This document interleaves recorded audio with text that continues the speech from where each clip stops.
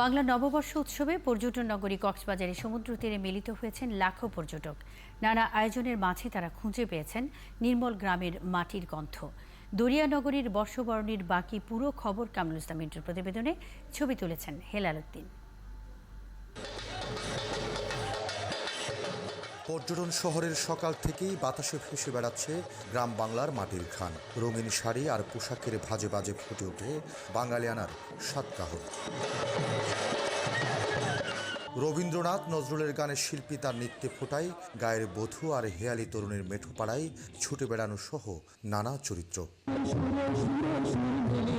তারকামানের hotel বনে যায় পল্লীকবির সে নকশি কাঁথার মাঠ, যেখানে ছিল বাঙালির সব রং। পহেলা বৈশাখে এমন আয়োজন মন ভরে গেছে পর্যটকদের। অনেক বেশি ভালো লাগছে, কারণ অনেক বছর পর আমরা এই উৎসবটি আবার উদযাপন করতে পারছি। ছোট ছোট মব ড্যান্সকে নিয়ে আয়োজন করতেছে এবং বাউল সঙ্গীতকে নিয়ে ঘিরে আমাদের আজকে আয়োজন। বাংলা বর্ষবরণ উৎসবে সমুদ্র তীরে মিলিত হয়েছে লাখো পর্যটক। তাদের চোখে মুখে আনন্দ আর নানা প্রত্যাশা পূরণের স্বপ্ন।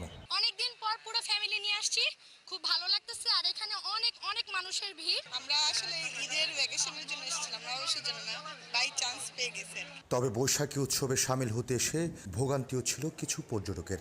রুম না পেয়ে রাত কাটিয়েছেন রাস্তায়, ফুটপাত ও হোটেলের বারান্দায়। তবে আনন্দের কোনো কমতি ছিল না। কামরুল ইসলাম মিন্টু, ৭১, কক্সবাজার।